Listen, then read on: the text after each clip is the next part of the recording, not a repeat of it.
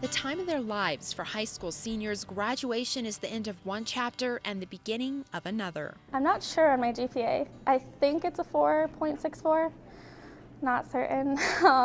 Meet Wasson High School's 2012 valedictorian, 18-year-old Athena Wallace. On Wednesday, Wallace will be graduating #1 in her class. I've always loved school.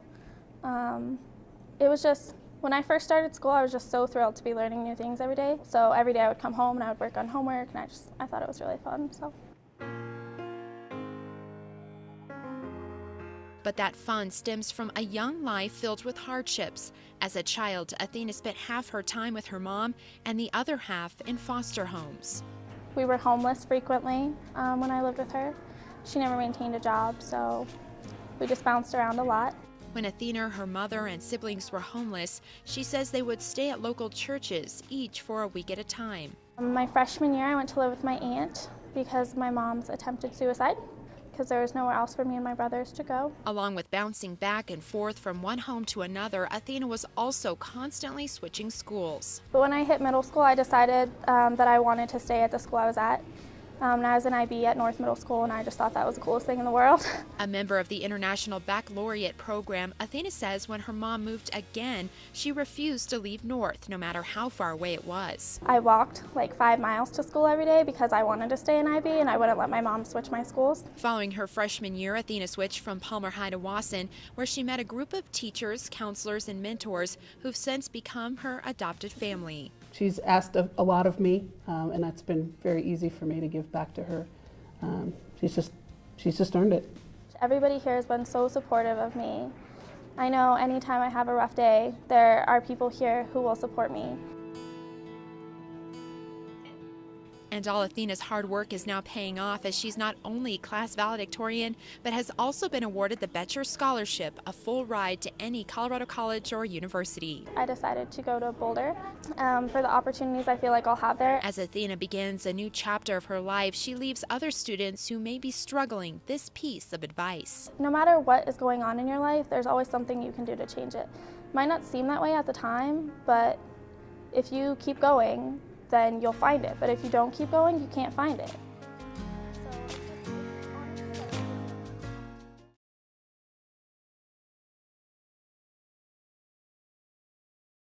So when you add the CE, it makes that E sound instead of the I sound. Okay, let's keep going. She's really nice and she helps me through it. Gruesome. What does gruesome mean? Because you get to work with one kid over the course of a semester, you really get to build a relationship with them. What's that word again?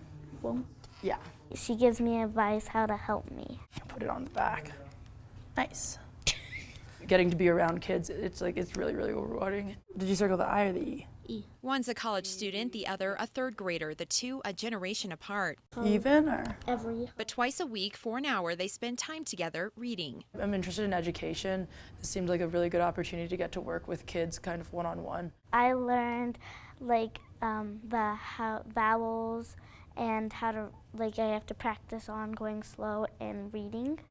The two not alone, as several other students and their tutors share lesson plans and stories. There we go. All the sessions free of charge. It's an organization you really can feel connected to because it touches so many different lives in a really positive way. Since its creation 20 years ago, the Children's Literacy Center has helped hundreds of children from 1st to 5th grade. The program is organized by semesters, so the student and the tutor will be matched, and then they'll come twice a week and meet and work with the Peak Reader curriculum. Brad?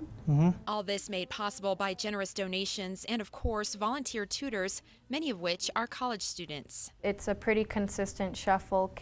Students will get on the wait list, and we always need volunteers to be trained and to be enthusiastic and committed. Which hasn't, for the most part, been a problem in Colorado Springs.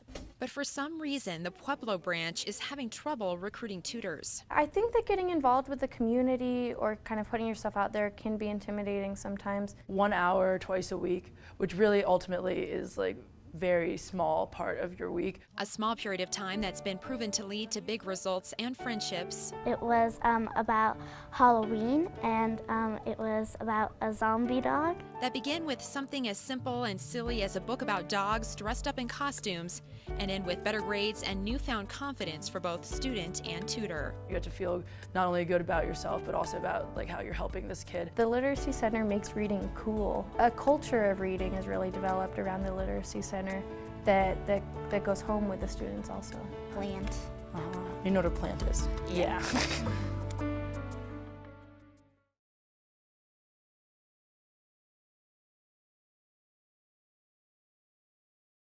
It's constantly varied movements, functional movements, and they're performed at high intensities. I'm always working to make something better, always working to achieve something new. The beauty of it is that it benefits everybody. I love what it does for our members. Several times a day, hidden in a back room of a spring strip mall, you'll find a group of moms, dads, athletes, local professionals, and their trainers giving it all they've got. If you take every aspect of fitness, whether it's powerlifting, whether it's Olympic lifting, whether it's anaerobic, aerobic, basically you put all those into one and you just crank up the intensity. The workout is called CrossFit, and it's sweeping the nation and the world. At one point, maybe it might have been like, hey, this is just for like that person coming from a elite exerciser, but now I think it's kind of like it's trickled down to that every movement in CrossFit is scalable. I love to see people celebrating successes and becoming stronger and better and healthier, and it's just unmatched to anything that we've done so far. In a nutshell, CrossFit workouts are typically short, 20 minutes or less, and include intense and demanding movements such as sprinting, rowing, and carrying heavy objects. If we look at our population, there might be a few elite exercisers, but other than that, it's just your 9-to-5 or somebody that wants to get in here and get in better shape. That's why Eric, Andrea, and her husband James and their friend Marilee started CrossFit Continuum a year ago to share their passion for the fitness routine. Eric certified as a trainer and started training Marilee and I at the gym, and we would work with whatever equipment we had available to us at the time and kind of piece together these little workouts. From there, we started working out in Jim and Dre's garage. In April, CrossFit Continuum moved to their new location and now have around 60 clients, one of which just achieved her first unassisted pull-up. I was excited, so yes. You've been working at that for a while? Yes, for a long time. 4, 3, 2, 1. So here I go. What kind of reporter would I be if I didn't attempt the workout? Today's challenge, a 50-meter row, 40 air squats, 30 sit-ups, 20 push-ups, and 10 ring pull-ups, all as fast as I can. My total time, 8 minutes and 32 seconds. Not so bad if I do say so myself.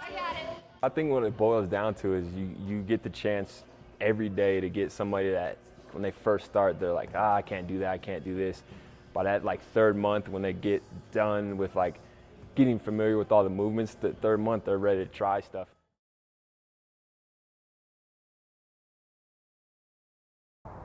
Colorful Colorado, there's no better way to describe our state and what it has to offer. We're able to paint the whole picture of everything there is to do, from the Royal Gorge and the river to Cripple Creek and Woodland Park. For decades, tourists have been taking in our mountaintops, clean air, and landscapes, a trend that began more than 100 years ago. Tourism, when you think about it, it's how we started. Medical tourism is why people came here originally. From day one, Colorado Springs was marketed as a health retreat. To this day, our climate and family-friendly attractions continue to be the centerpiece of tourism, although some argue that's about to change. It's an amazing moment. Investors from across the state and across the country are flocking here. For what? According to some, to invest in cannabis and its business potential. Colorado Springs is, and it could be even more, the Silicon Valley of cannabis development. Casey Stark owns and operates Studio A64, a quote, upscale private cannabis club in downtown Colorado Springs. This is the birth of an industry. It's the end of prohibition. Why? Because Americans have said so. Along with his business, Stark is also the founder of the local Marijuana Business Academy, a place in which investors can learn best practices. In 6 months, we've had, I think, over 100 investors Meet with us, talk with us. People, Stark says, that are interested in investing in cannabis energy drinks, spas, dating websites, and retail grow operations. So what's stopping the influx of dollars? Right now, Stark says, it's fear. If we looked beyond the fear, you would see an industry that has billions in potential, literally almost overnight. Stark says some feel that legalized pot will paint our state in a bad light, while in reality, he says the facts point in a different direction. The mayor should be sitting on a pulpit box saying, come to Colorado, invest in cannabis, invest in hemp. What are we waiting for? Well, according to the Colorado Springs Convention and Visitors Bureau, the state is waiting for lawmakers to take action. What are the laws? What is it going to really mean? And one thing that won't change is it's still a federal law that, marijuana is illegal, so that doesn't change. Price says right now his office knows one thing, and that is outdoor adventurers and families are our region's main market. The only place that we're going to invite people to come here and get high is at the summit at Pikes Peak, walking across the Royal Gorge, or going up the incline. Currently, Price says $41 per second comes into our local economy from out-of-town visitors, a number he says is too vital to risk.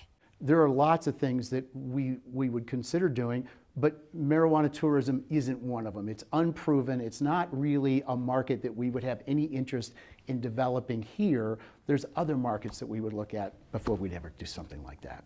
Colorado has a chance, and it's a very slim chance. We have roughly 4 years to prove to the rest of the country that we're smarter than everyone else is.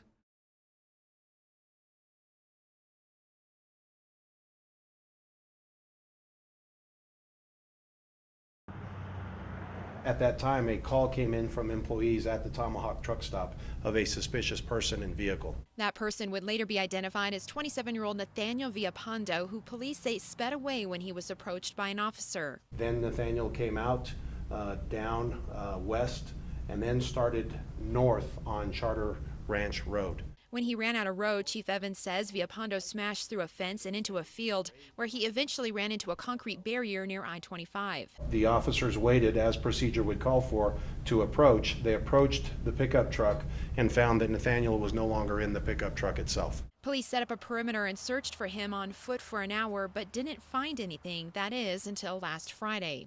A lot of questions remain unanswered right now. Police say this is the area where Nathaniel Villapando's body was found, leading investigators to try to figure out what happened to him. What happened on the night of December 2nd, the last time anybody heard from him or saw him alive. Chief Evans says Villapando's family also hasn't seen or heard from him since late November or early December. We're asking the public that if they have any other information between those two dates, being last Friday and December 2nd, to call our investigators and to call our dispatch. Police say Nathaniel was never reported missing, which only adds to the mystery, as it appears from this picture and memorial he was from the Fountain area. We're going to, as much as we can, verify the timeline of that evening.